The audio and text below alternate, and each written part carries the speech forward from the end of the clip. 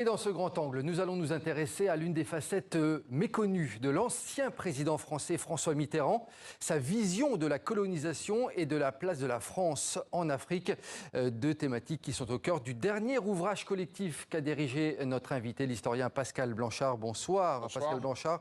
François Mitterrand, le dernier empereur de la colonisation à la France-Afrique.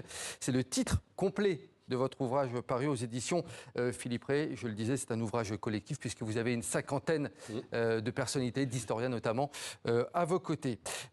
Pourquoi vous avez décidé pourquoi vous avez décidé de parler de ces ambivalences du président, de cette face de la France-Afrique de François Mitterrand? 30 ans après son départ du pouvoir, on voit le bilan peut-être des relations de la France avec l'Afrique, la difficulté aussi dans ce pays de penser le passé colonial. Et on s'est dit que ce parcours, celui de François Mitterrand, était certainement un des nœuds d'explication. Son parcours personnel n'est pas que le sien. Il est d'abord celui de la gauche, il est celui d'une époque, la 4e République, il est après celui d'un président de la République qui fera 2 mandats. Et donc, regarder à peu près son parcours, c'est comprendre peut-être pourquoi la France a cette relation aujourd'hui, à la fois à sa mémoire et à la fois au continent africain. Donc on a trouvé que c'était un sujet fascinant pour le suivre à travers cette biographie, pour arriver en fait, à mieux nous comprendre aujourd'hui. Parce que quand il arrive aux affaires dans la vie politique, on peut le dire, il est déjà affûté sur ces enjeux et sur ces questions-là. Ça fait, on va dire, plus de 40 ans qu'il est dans la vie politique. Même étant jeune, il a... Sa prime jeunesse est proche des milieux nationalistes, on le montre dans le livre quand il est au PSF de la Roque. Sa première émotion parisienne, c'est de monter à la capitale pour aller voir l'exposition coloniale de 31. Sa première manifestation, c'est pour soutenir Mussolini pour la conquête de l'Éthiopie. Son passage à Vichy est fascinant aussi à suivre pour voir quelles étaient les questions où il s'occupait à la Légion. Et puis il rentre dans la carrière en voyageant en Afrique, en s'intéressant à ces questions, d'abord par l'information, puis après par le ministère de la France d'Outre-mer en 50-51. Voilà, donc c'est quelqu'un qui a eu un parcours très tôt, très jeune, en connexion avec ce continent. Puis après, bien sûr, il y aura la guerre d'Algérie, il y aura les événements en Tunisie et au Maroc, et puis il y aura la France-Afrique avec son propre fils à l'Élysée. On ne peut pas faire mieux quand on cherche à faire une biographie que d'avoir un homme qui, sur près de 70 ans de sa vie, a une telle constance et une telle continuité. Pascal Blanchard, François Mitterrand, il a toujours eu un fil rouge lors de cette première partie de carrière. C'est la grandeur de la France, son influence. La France doit être un guide, selon François Mitterrand. Un guide, et tous les moyens sont bons pour qu'il le soit. Garder son grand rang, garder son rang de grande puissance, garder un jeu dans le rang des grandes nations, que ce soit sous l'Empire ou sur une forme de situation post-impériale. La France-Afrique est une certaine manière de conserver son influence, comme de s'appuyer sur les Outre-mer, comme de continuer à garder des relations extrêmement privilégiées avec les chefs d'État africains, en ayant comme objectif que la France doit toujours rester la priorité de ces pays. En fait, il n'a qu'un seul objectif, garder cette idée que la France est d'abord une plus grande France. Je pense qu'une phrase qui lui aurait plu, c'est « le soleil ne se couche jamais sur les zones d'influence de la France ». Il l'a appris à l'école sous la 3e République, il a été jusqu'au bout avec la 4e contre le phénomène des décolonisations, et avec la 5e République, il sera le grand empereur, mettant à ses côtés son propre fils pour gérer ses affaires, je dirais, très privées. Slimane Zeguidour nous a également rejoint pour parler de cette facette méconnue de François Mitterrand, je le disais. Qu'est-ce que vous avez retenu dans ce livre, Slimane Zeguidour? Quel exemple, justement, pourrait présenter cette facette donc, de François Mitterrand et de cet empire qu'il voulait préserver? Oui, comme disait Pascal, je crois que la formule la plus grande de France, où le soleil ne se couche jamais sur le territoire de la République et de ses zones d'influence, c'est d'ailleurs toujours le cas. Quand le soleil se lève en Nouvelle-Calédonie, il se couche en même temps aux Antilles. Donc ce qui m'a frappé, c'est que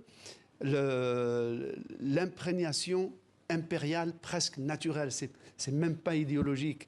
Vous disiez qu'il est allé à Paris pour voir la manifestation, célébrant le centenaire de la colonisation de l'Algérie. Exactement. 1930. Il y a eu, je crois, 4 millions de visiteurs. Plus que ça, 7,5 millions de visiteurs, 33 millions de tickets vendus. Premier événement au XXe siècle en France. C'est ça, c'est ça. Le centenaire de l'Algérie française, de l'œuvre française, il était porté par cela.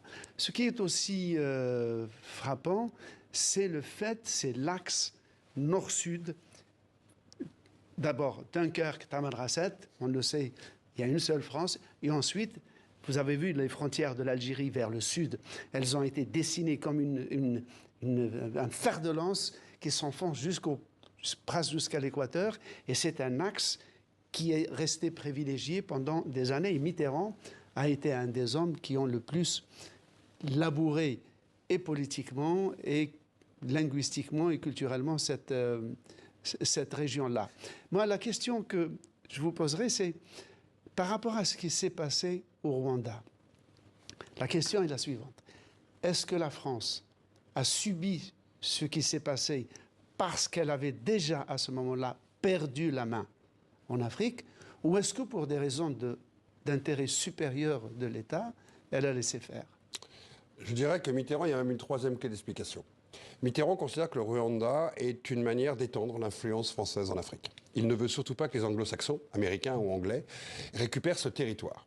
Donc au nom de ça, au nom de cette grandeur, justement, il doit être défendu coûte que coûte. Deuxièmement, Mitterrand gère lui-même, à titre personnel, les affaires africaines.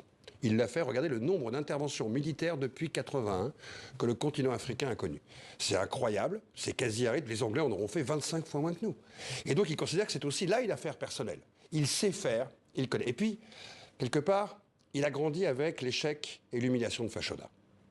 Cette idée que les Anglais nous ont empêchés d'étendre notre empire. 1898, la grandeur impériale de la France, arrêtée net par les Britanniques. Et il n'aura pas son Fashoda dans son propre parcours. Donc au nom de ça, il est aveugle. Il est aveugle et il pense qu'il a la solution. La solution, c'est de choisir un camp contre un autre. Et il va aller jusqu'au bout, avec ce qu'il appelait, lui, ses amitiés africaines, quelque part correspondait aussi à un aveuglement. Et dans son entourage, pourtant, beaucoup étaient contre. Aussi bien des militaires que des diplomates, qu'un entourage politique. Mais Mitterrand ira jusqu'au bout parce qu'il a toujours géré d'une manière très personnelle les affaires africaines pendant ces 2 mandats. Et Pascal Blanchard, justement, ce qui est intéressant pour compléter ce que vous dites, c'est qu'il gère ces histoires africaines, comme vous dites, de manière personnelle. Il réécrit également sa propre histoire, il réécrit sa biographie. C'est ce que vous dites dans le livre. C'est un calvaire pour les historiens, on en parlait tous les deux. Il faut aller toujours tout vérifier. Mitterrand a très vite compris que, déjà avec sa jeunesse un peu compliquée sous Vichy et la francisque, il avait un léger boulet au pied pour symboliser la gauche, mais alors avec l'histoire coloniale, c'était impossible. Et d'ailleurs, Savary, Mendès-France, Rocard lui font très vite comprendre que son passé colonialiste ne lui permettra pas d'être un symbole de la gauche. Donc il va tout de suite prendre la plume et faire prendre la plume à beaucoup de ses biographes pour réécrire son parcours. Pour être en fait celui qui aurait été un visionnaire, un réformateur, quelqu'un qui aurait compris avant les autres que l'Empire devait être décolonisé. Et donc, il va, en fin de compte, d'une certaine manière, manœuvrer pour donner le sentiment qu'il ne s'est jamais trompé et qu'il a été du bon côté de l'histoire. Pour, en fin de compte, symboliser à partir de 65 l'homme de gauche qui va pouvoir porter les espoirs de la gauche. C'était dans un but politique pour gagner justement des nouvelles voix à gauche? C'était d'abord parce qu'à gauche, c'est quand même compliqué d'être à la fois porteur de la francisque et proche du maréchal Pétain et en même temps d'être colonialiste. Ça fait beaucoup pour un seul homme. Et un des 2 pans ne pouvait pas être effacé, c'était la francisque. Ça pouvait être perçu comme une erreur de jeunesse. Mais les colonies, c'est plus une erreur de jeunesse. Il est dans la carrière politique depuis 10 ans. Mais à propos justement des colonies, dans le cas algérien, là, il était et de gauche, lié à Mendès-France, et en même temps, il assumait, et à Guy Mollet, et il assumait pleinement son rôle et sa mission et sa vocation coloniale. Tout à fait. À la fois en ministre de l'Intérieur et en ministre de la Justice. L'Algérie, c'est la France. Oui, l'Algérie, c'est la France. Et quand la guerre a commencé, il a dit cette phrase, la seule négociation avec les hors-la-loi, c'est la guerre. C'est que dans sa tête, la réforme allait avec la répression. Il avait soutenu d'ailleurs, en arrivant au pouvoir, ce qui s'était passé à Madagascar en 47-48. Il considérait que tout mouvement insurrectionnel, que ce soit en Indochine, en Afrique ou ailleurs, devait d'abord être maté avant de mettre en place des réformes. Mais pas des réformes parce que c'était quelqu'un seulement de moderniste, il l'était, mais des réformes pour garder l'Empire. Ça, c'était son but, son objectif. Ah mais il est ce qu'on pourrait appeler un impérialisme moderne. Il ne croit pas dans la supériorité des races. D'ailleurs, il va négocier avec Houphouët-Boigny un bipartisme très très bien, RDA, UDSR pendant des années. Non, lui, sa vision, c'est il faut moderniser l'Empire, il faut donner un peu de démocratie, il faut beaucoup de réformes pour garder ces territoires. Pascal Blanchard, il y a un chapitre moi, qui m'a énormément intéressé, je pense que vous aussi, Slimane Djeghidour, puisque vous êtes intéressé également par la francophonie. Quel rôle il a donné justement au développement de la francophonie, de la langue française? C'est une des matrices pour lui de la grandeur de la France. C'est très bien expliqué dans votre livre. C'est à la fois la grandeur de la France, c'est aussi un des piliers sur lequel va reposer ce nouvel impérium, la langue. Et en même temps, vous remarquerez qu'il a eu la symbiotique parfaite, c'est-à-dire que tous les 2 ans, vous aviez un sommet France-Afrique et un sommet de la francophonie. Comme ça permettait de garder le cordon ombilical tous les ans.